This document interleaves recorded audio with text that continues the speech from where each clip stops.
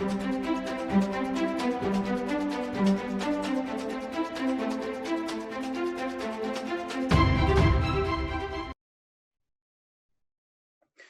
안녕하세요. 오늘 안정육계와 구조평화 하도록 하겠습니다. 자, 일단 안정육계는요, 특징이 시원생대 조산운동 이후 조륙운동과 오랜 기간에 걸쳐 침식작용이 형성되었다라는 얘기 써있고, 주로 대륙 내부에 넓게 분포한다라는 얘기가 써있어요. 그래서 주로 대륙 내부 안쪽에 분포하게 되고, 기복이 작다. 즉, 기복이 작다는 건 평탄화가 됐다는 거고요. 그리고 안정됐다는 건 오랜 시간 침식을 받았다는 거예요. 자, 그래서 이 시원생대 때 이후에 오랜 기간 동안 이미 부서지고 다져지고 오랜 기간을 걸쳤기 때문에 이제 인간이 생활할 때 지갑운동이나 지질운동이 적게 나타난다라는 소리를 위에 써 있는 거예요. 종류, 첫 번째는 안정육계고요. 암정되어 있는 땅, 괴, 덩어리란 뜻이에요. 그래서 방패 모양을 엎어놓은 모양의 완만한 고원이나 평원. 그래서 순상지라고 표현하는데 순상지가 방패 순자야. 그래서 방패를 엎어놓은 모양의 형태가 나타난다라는 거고요. 두 번째에서는 구조평야라고 하는데요.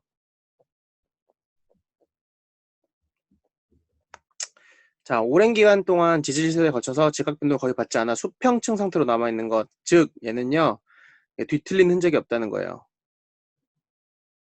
뒤틀린 적이 없다. 그래서 오랜 침식의 영향으로 기복이 거의 없는 물결 모양의 평탄한 지형이라고 써 있는데, 그러니까 기복이 없다는 거는 위아래 이렇게 높낮이가 별로 없다는 거고, 평지인데 이렇게 약간의 울퉁불퉁한 모습만 있다라는 거지. 그래서 이거는 기복이 있는 거고, 얘는 기복이 없는 거죠. 그래서 위아래로 움직이는 모양이 적다 이런 얘기 써 있고, 유럽 러시아 대평원, 북아메리카 평원, 오스트레일리아 중앙평원 등이 있다라고 써 있는데, 대부분 대륙의 중심부에 위치하고 있다라는 거죠. 그래서 지금 원래 이 밑에 지도 보면서 이제 보려고 했었는데 이게 잘 안 보이거든요. 그 밑에 쪽에 보면 이 지도들 이거 있어서 가져왔는데 잘 안 보이니까 교과서에 있는 지도 참고하고 교과서에 있는 거 하면서 다시 보도록 할 거예요. 자, 일단 아프리카, 발트, 시베리아, 로렌시아, 브라질 순상지라고 써 있는데 아프리카 순상지고요. 그다음에 발트 순상지 여기 있고요. 그리고 시베리아 순상지, 로렌시아, 그리고 맨 마지막이 브라질. 이렇게 지금 대표적인 순상지들 나타나는 거죠. 그래서 이 순상지랑 구조평야랑은요 거의 붙어서 같이 나타난다고 보시면 돼요. 왜냐하면 여기 지금 발트 순상지인데 요 바로 요 옆에가 다 그 구조평야거든요. 그리고 북아메리카 평원도 역시 이 로렌시아 순상지 근처를 지칭하는 거예요. 그리고 오스트레일리아 중앙평원도 여기 오스트레일리아 순상지라고 써 있거든요. 그래서 여기 순상지와 그러니까 안정육계와 구조평야는 거의 비슷하게 같이 나타난다라고 보시면 돼요. 그래서 안정육계 주변에 구조평야가 펼쳐져 있다 이렇게 생각하셔도 되고요. 안정육계 위에 구조평야가 되어 있다라고 생각하셔도 됩니다. 그래서 이렇게 두 가지가 있고 밑에 보면 습곡산지라고 써있는데 습곡작용이라는 건 제가 좌우로 나타나는 거라고 했어요. 그래서 우리 융기와 침강의 반대 조륙운동, 습곡운동 이런 거 앞에서 했었었는데 그거 보고 구분하시면 되는데 1번이 고기 습곡산지고 2번이 신기 습곡산지야. 그러면 고기라는 건 오래됐다는 소리고 신기라는 건 얼마 안 됐다 이 소리죠. 그래서 고기 습곡산지는 고생대 중생대 초기에 조산운동으로 형성된 산지다라고 써 있어요. 그러니까 산이 만들어지는 운동으로 형성되었는데 오랜 기간 동안 심식을 받아서 해발고도가 낮고 완만한 경사를 가지고 있다. 자, 여기서 해발고도가 낮고 완만한 경사라는 건 얘보다 위에 있는 안정육교와 구조평화보다는 어느 정도 기복은 있지만 밑에 있는 신기수국산지보다는 기복이 없다 이 소리예요. 그리고 지각이 여기도 비교적 안정되어 있고 오래됐으니까 석탄이 많다 이런 얘기 써 있어요. 그리고 순상지 주변부 순성주가 있고 그 주변에 구조평야가 같이 나타나고 그 외곽에 고기스콕 산지가 나타난다라는 거고요. 스칸디나비아 산맥, 우랄, 그레이트 디바인딩, 에팔레치아 요 대표적인 얘기 있는데 요 위치 아셔야 됩니다. 그래서 밑에 이 세 개 지도 선생님이 간단하게 보게 되면 지금 이쪽에 발트 순상지 있었죠. 그 위쪽에 스칸디나비아 산맥이 나타나고요.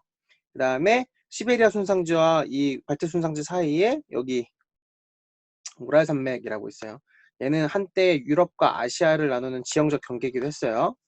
자, 그 다음에 그레이트 디바인딩 산맥 그게 어디 있냐면 여기 오스트레일리아 쪽에 보면 그레이트 특히 이런 발음에서, 그러니까 단어에서 great가 들어가는 곳은 대부분 호주 쪽에 많이 나타나거든요. 그러니까 영국 사람들이, 이주민들이 영국이나 유럽 사람들이었는데 이 사람들이 처음 호주를 딱 갔을 때 엄청나게 넓은 땅과 엄청나게 높은 산맥과 태평원을 보고 놀랬어. 그래서 명칭들의 대부분 붙일 때 great를 많이 앞에 붙여서 나타났던 게 많거든요. 그래서 지명에서 great dividing 이렇게 나오면 아 이거는 호주 쪽이구나 이렇게 생각하시면 됩니다.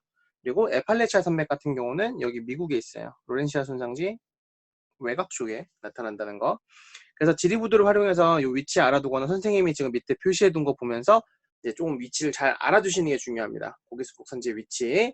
그리고 특징은 아까 말했듯이 위에서부터 쭉 말했듯이 해발고도가 낮고 완만한 경사, 지각이 비교적 안정, 석탄이 많다, 순상지 주변이다. 그리고 대표적인 산맥은 스칸디나비아, 우랄 산맥, 그레이트 디바인딩, 에팔레치아 산맥 정도 된다라는 거. 밑에 신기스콕산지 있는데요. 신기스콕산지는 중생대 말기부터 현재까지 조선운동이 형성됐대요. 즉 고기스콕산지보다는 나이가 더 어리다는 거. 그래서 해발고도가 높고 험준하다. 즉 별로 깎이지 않았다라는 거죠. 별로 깎이지 않았다라는 거고, 지각이 불안정하대. 왜? 얘는 만들어진 지 얼마 안 됐어. 그래서 우리 아이들도, 신생아들도 되게 이렇게 그러니까 되게 잘 울고 감정에 대한 그 대처를 잘 못하잖아요. 뭐 그것처럼 생각하시면 되고요. 지진과 화산 활동이 활발하다 이런 얘기 써 있어요. 시간적인 막 잘 뒤틀린다는 소리죠. 그리고 석유와 천연가스 등이 매장되어 있고 지각파기 충돌하는 경계를 따라서 분포한다. 그래서 우리 앞에서 그 여러 가지 판 경계 유형 봤었죠. 거기에 부딪히는 부분, 발산형, 수렴형 했을 때 5개 유형에 있는 부분에 신기숙산지가 주로 나타난다. 그래서 우리 앞에서 배웠던 호상열도 이런 거 다 신기숙산지에 들어가요. 그다음에 환태평양 조산대, 로키 안데스, 알프스 히말라야 조산대, 히말라야 알프스 히말라야 산맥 뭐 대표적이다라고 써 있는데 이것도 위치 다른 색으로 살펴보겠습니다. 자, 일단은 환태평양 조산대 로키 안데스 산맥이래요. 이게 로키 산맥이고요. 이게 안데스 산맥이에요. 자, 얘네들은 선생님 순상지랑 가까운데 고기스콕 산지가 아니라 신기스콕이에요 라고 얘기를 하는데 태평양판이요. 그리고 여기는 남태평양 그 판이요. 이렇게 대륙판과 부딪히고 있어요. 그래서 이 부분은 위치상은 고기스콕 산지가 나타나는 부분이 맞지만 밑에 섭입돼서 밑을 판으로 내려갔던 애들이 위로 올라오면서 형성됐던 그 산맥이 위로 솟아올라서 만들어졌기 때문에 이쪽에서 신기스콕 산지가 나타나게 되고요. 그 다음에 알프스 히말라야 조산대. 그래서 이렇게 알프스, 그 다음에 히말라야. 이렇게 쭉 띠를 따라서 나타나게 되는데 여기는 이탈리아판과 유라시아판이 부딪히고 여기는 인도판과 유라시아판이 부딪혔어요. 그래서 판에 부딪히는 경계 부분에서 이런 신기수국 산지가 나타난다라는 거죠. 그래서 여기서는 각각 그 안정육계 구조평야, 신기수국 산지, 고기수국 산지 이렇게 3개의 큰 분류를 통해서 보시고 그거에 대한 특징을 외워두시면 쉽게 해결할 수 있습니다. 그래서 오늘 여기서 제일 중요했던 내용은 바로 위치를 알아두는 것라는 거. 수능 문제든 모의고사 문제든 많이 언급되니까 꼭 알아두세요. 자, 그래서 위에 보면 연대 써 있는데 암석과 주요지형 이렇게 있어요. 그래서 시원생, 고생, 중생, 신생대 제3, 신생대 제4 그리고 암석 써 있는데 이 암석은 그냥 돌이라고 보셔도 되고요. 아니면 자원이라고 또 봅시다. 자, 그래서 시원생대 아까 위에 쪽에서 조선운동 이후에 오랫동안 만들어졌다라고 써 있었죠. 그래서 이쪽 같은 경우는 이제 주요 지형으로는 안정육계와 구조평화가 나타난 거죠. 그 다음에 주요 지형부터 먼저 하면 그 다음에 고생대와 중생대, 고생대도 중생대 초기까지 나타난다고 했었으니까 요렇게가 대충 뭐 요렇게가 윗부분을 고기스콕산지 그리고 요 밑에 부분을 신기스콕산지 이렇게 구분하시면 편하겠죠. 그 다음에 암석, 시원생대 때는 아까 말했듯이 오랜 침식을 받아서 안정되어 있기 때문에 대부분 변성암이라는 게 나타나게 되거든요. 즉 성질이 변해서 나타난 돌들이다 라는 거고요. 고생대 때부터 중생대에 이르는 곳에 이제 나타나는 과정인데 보통 고생대 때 많이 퇴적되는 암석들은요. 그러니까 이제 여기 고, 중, 신생대 쭉 이쪽 신생대 제3기까지를 이제 퇴적암이라고 지칭하는데 그 중에서 고생대에서는 주로 석탄이라는 자원이 부하게 되고요. 중생대 때는 석탄이 조금, 여기도 한 중생대 초까지 초석탄이 보이고 그 이후에는 석유가 나타나요. 그리고 신생대 제3기까지도 쭉 석유와 천연가스가 나타난다는 거지. 그리고 신생대 제4기는 이제 이거 윗부분은 조금 구분시켜도 되는 게 3기까지는 일단 그 지질구조상의 연대로 보고요. 4기는요 보통 빙기와 간빙기, 즉 둘리가 빙하 타고 내려왔던 그 시기를 신생대 제4기라고 하거든요. 플러스로 인류가 출현했던 시기 이렇게 보셔도 됩니다. 그래서 이쪽에는 아직 암석이라고 부를 만큼 돌이 되는 건 아니고 주요 지형도 크게 두드러지진 않아요. 하지만 신기습곡 산지가 계속 만들어지고 있기 때문에 신생대 제4기도 신기습곡으로 보기도 한다라는 거. 그래서 이 각 시기별로 암석과 자원 그리고 주요 지형을 보여줬던 이유가 우리 뒤에서 나중에 자원 부분 나올 때 이 부분이 많이 언급되거든요. 그래서 미리 조금 간단하게 알아보는 형식으로 표 넣어서 본 거니까 가볍게 보고 넘어가시면 될 것 같습니다.